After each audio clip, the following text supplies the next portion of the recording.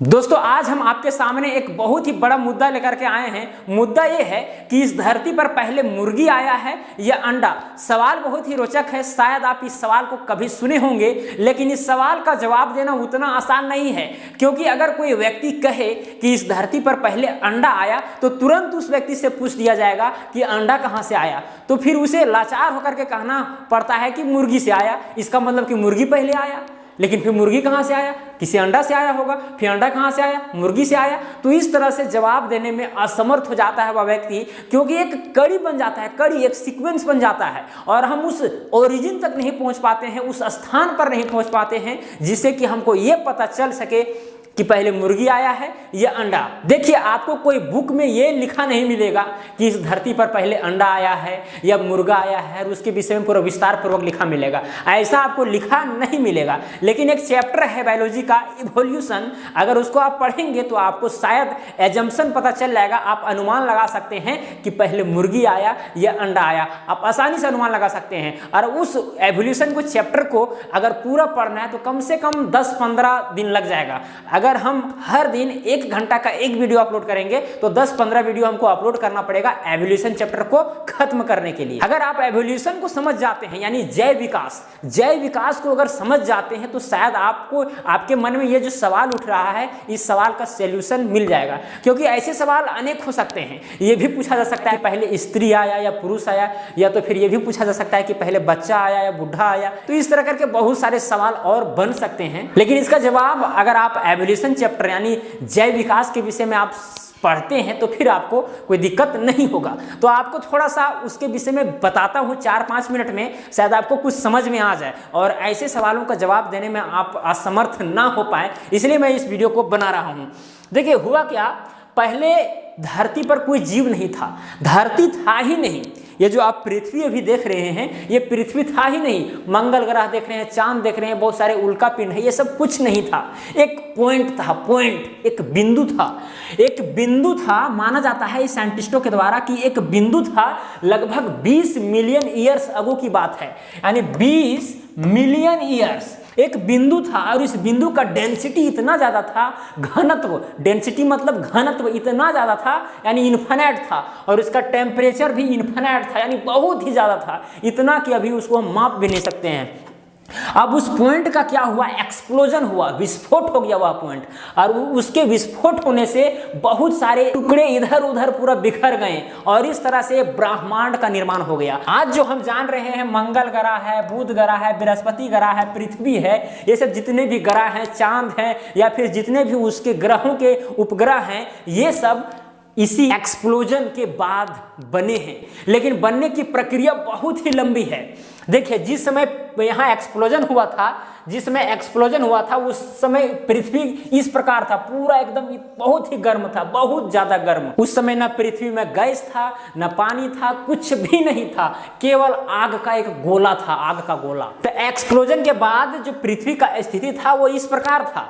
अब धीरे धीरे लाखों साल, करोड़ों साल के बाद में पृथ्वी धीरे धीरे क्या हो गया, ठंडा हो गया। ठंडा होने के बाद में फिर जिसमें गर्म था उसमें बारिश भी हुआ, तो धीरे धीरे टूट करके फिर मिट्टी बना, बहुत सारी चीजें हुई है। और ये अचानक नहीं हुआ है, बहुत ही धीरे धीरे हुआ है। लाखों साल, करोड़ों साल के बाद में ये सब चेंजिंग हुआ है। ये जो आग का गोला था, अब धीरे धीरे उसमें पानी आ गया। क्या आ गया? पानी आ गया, थोड़ा इसमें स्थल आ गया, है कि नहीं। अब ये पानी जो है, यहाँ पर पानी में सिंगल सेल ऑर्गेनिज्म का जर्मिनेशन होने लगा। सिंगल सेल यानी एक कोशिकीय जीव का क्या होने लगा, जर्मिनेशन होने लगा। हम लोग क्या है, बहुकोशिकीय जीव हैं। बहुकोशिकीय यानी हमारे शरीर में करोड़ों, अरबों, खरबों कोशिका है। और यहाँ पर जिस समय इस पृथ्वी पर कोई जीव नहीं था, उस समय एक कोशिका जीव वाले का निर्माण होने लगा था, वो भी कहाँ, पानी में। अब ये एक कोशिका का जीव पूरा पानी में बहुत ज्यादा हो गए, तो धीरे धीरे इकट्ठा होकर के एक बहुकोशिकीय जीव का निर्माण करने लगे। अब ये कोशिका जो है, बहुत सारा कोशिका ये इकट्ठा हो जाएंगे तो बहुकोशिकीय जीव का निर्माण हो जाएगा। अब बहुकोशिकीय जीव जो बना, मान के चलिए ये बहुकोशिकीय जीव बन गया, इसमें बहुत सारे कोशिका, हजारों लाखों कोशिका मिल गई। अब ये जो जीव है, अब एक नया जीव का फॉर्मेशन कर देता है। फिर ये फोटोसिंथेसिस करने लगता है, प्रकाश संश्लेषण की क्रिया करने लगता है, यानी सनलाइट लेकर के भोजन बनाने लगता है। तो धीरे धीरे जीवों का विकास होने लगा। इसके बाद में ऐसे जीव का निर्माण हो गया जो पृथ्वी पर भी आकर के, धरती पर भी आकर के रेंगने लगे। यानी पहले तो पानी में ही निर्माण हुआ जीवों का, उसके बाद में धीरे धीरे ऐसा अडाप्टेशन हुआ, अनुकूलन हुआ कि वो धरती में भी आकर के धीरे धीरे रेंगने लगे। यानी पानी में भी वो तैर लेते थे और धरती में भी रेंग लेते थे। तो फिर धीरे धीरे ऐसा अडाप्टेशन हो गया कि वे केवल धरती में ही रहने लगे। फिर कुछ दिन के बाद में डायनासोर आया। आपको पता होगा कि डायनासोर क्या देता था, अंडा देता था। फिर क्या हुआ, इसी समय एक एस्ट्रॉयड आया। ये जो आप एस्ट्रॉयड देख रहे हैं, ये वाला ये भाग आपको एस्ट्रॉयड दिख रहा होगा, ये एस्ट्रॉयड आ गया इसी समय। अब इसी समय आया, फिर पृथ्वी क्या हो गया, लहूलुहान हो गया। यहाँ पर लगभग 95% जीव जो थे, जो जीवों का निर्माण हुआ था, कुछ जीवों का निर्माण हुआ था, वो जीव क्या हो गए, पूरा बर्बाद हो गए। उसके बाद में जो भी 4-5% जीव बचे, वे एकदम त्राही त्राही करने लगे। जो चीज़ भी खाने के लिए उनको मिल जाता था वो खा करके धीरे धीरे रहने लगे। फिर उनमें भी एडाप्टेशन होने लगा, अनुकूलन होने लगा। आपको पता होगा कि प्रकृति जो है उसी चीज़ को जीवित रखती है अपने वातावरण में, जो उस प्रकृति में जीने के लिए क्या हो, सक्षम हो, उस वातावरण में जीने के लिए सक्षम हो। उसको बोलते हैं नेचुरल सिलेक्शन। और ये सिद्धांत दिया था डार्विन। ये आपको पता होगा, नहीं पता होगा तो कोई दिक्कत नहीं, बहुत ही लंबा चीज़ है। खैर समझना उतना आसान नहीं, इसको समझने के लिए आपको थोड़ा लंबा समय देना पड़ेगा। लेकिन इसी तरह से पहले पानी में ही जीवों का निर्माण हुआ, धीरे धीरे अडाप्टेशन होता गया, बहुकोशिकीय जीव का निर्माण हुआ। और उस बहुकोशिकीय जीव में भी मॉडिफिकेशन होते गया। हाथ पैर आया, हाथ पैर आने के बाद में आँख कान आया। इस तरह करके आते आते नया जीव का निर्माण हुआ। फिर बता ही दिए कि एस्ट्रॉयड आया था। फिर इस समय यहाँ पर तहलका मच गया था। फिर 95% जीव मर गए थे। जो 3-4% बचे थे फिर वहाँ पर किसी तरह से रह रहे थे, कुछ भी खा करके रह रहे थे। फिर उनमें भी अडाप्टेशन हुआ, अनुकूलन हुआ, चेंजेस हुआ, मॉडिफिकेशन हुआ। उसके बाद में नए नए जीवों का निर्माण होने लगा। देखिए, बहुत बार म्यूटेशन होता है। म्यूटेशन एक टर्म है जिसमें होता क्या है, देखिए कोई जीव है, क्रोमोजोम होता है, क्रोमोजोम के अंदर में डीएनए होता है, डीएनए के अंदर में जीन होता है। अगर किसी कारणवश जीन में चेंजिंग आ जाता है अचानक, तो नया जीव का निर्माण हो जाता है। उसी को हम लोग बोलते हैं म्यूटेशन। और ये अचानक होता है। म्यूटेशन क्या होता है, अचानक होता है। तो सपोज कीजिए जिस समय डायनासोर था, जिसमें क्या था, डायनासोर था, इस धरती पर आया था, वो अंडा देता था। क्या देता था, अंडा देता था। हो सकता है कि वहां पर म्यूटेशन हो गया हो, उत्परिवर्तन जिसको बोलते हैं, अचानक परिवर्तन हो गया हो उस अंडा में, और उस अंडा से एक मुर्गी बन गया हो, है कि नहीं। तो यहाँ से एक जवाब आ सकता है कि पहले अंडा आया, यानी डायनासोर का अंडा होगा, उस अंडा में क्या हो गया, म्यूटेशन हो गया। म्यूटेशन की वजह से एक मुर्गी का जन्म हो गया। लेकिन अचानक मुर्गी का नहीं जन्म हुआ है, मुर्गी के पहले प्रोटो चिकन आया था। यानी चिकन को बोलते हैं हम लोग मुर्गी, ठीक है। उसके पहले क्या आया था, प्रोटो चिकन आया था। प्रोटो चिकन के बाद में आया है मुर्गी। तो धीरे धीरे अडाप्टेशन होता रहा, अनुकूलन होता रहा। प्रकृति में जो जीव जीने के लिए सक्षम थे वो जीव रह पाए, बाकी बात सब चले गए, है कि नहीं।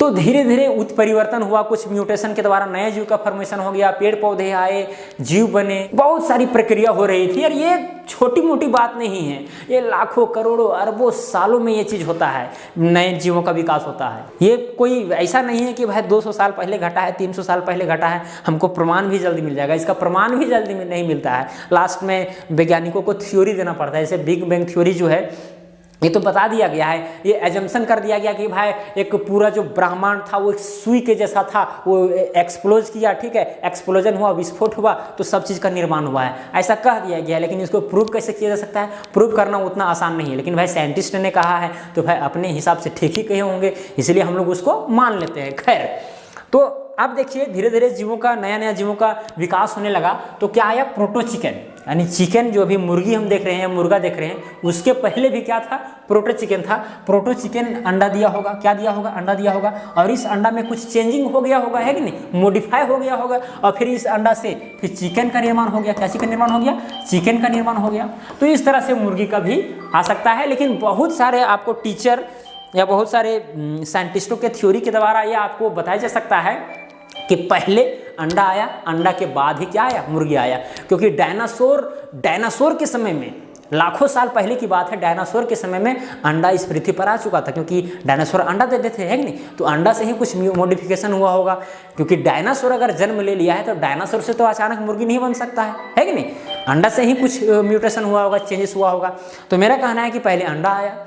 लेकिन आप कहेंगे, अभी भी आप बोलेंगे कि नहीं, ये हम नहीं समझ में आए, आप तो ऐसे बोल दें कि अंडा आया, ऐसे ऐसे समझा दिए, हो गया।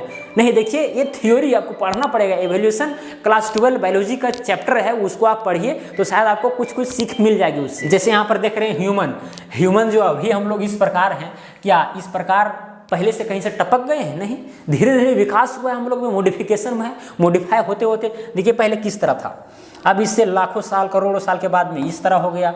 ठीक है, धीरे ये जो हाथ देख रहे हैं, हाथ से भी चलने में प्रयोग किया जाता था, हाथ को भी। ठीक है, उसके बाद में धीरे धीरे हाथ ऊपर हुआ, फिर पूरा ऊपर हो गया, फिर धीरे धीरे सीधा होता गया, फिर अभी देख रहे हैं कि अभी ह्यूमन इस प्रकार हो गया है कि नहीं। तो ये सब एक दिन में नहीं होगा, एक साल में नहीं होगा, 100 साल में नहीं होगा, 1000 साल में नहीं होगा, ये लाखों करोड़ों सालों में ये सब चेंजेस होता है, मॉडिफिकेशन होता है। और आपको क्या लग रहा है, अभी मान के चलिए ह्यूमन है तो क्या हम लोग इसी प्रकार रहेंगे?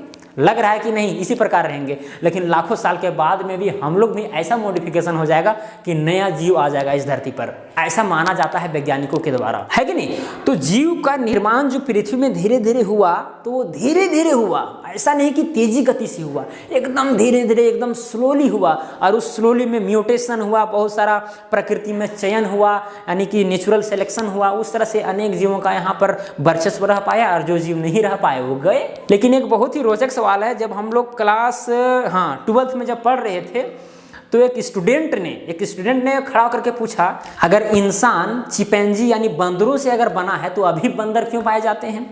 ये सवाल टीचर से किया गया था। तो टीचर क्या बोलते हैं कि जिसमें टिकट मिल रहा था तो कुछ बंदर सोए हुए थे। यानी कौन सा टिकट? यानी बंदर से आदमी बनने वाला जो टिकट मिल रहा था उसमें कुछ बंदर सोए हुए थे।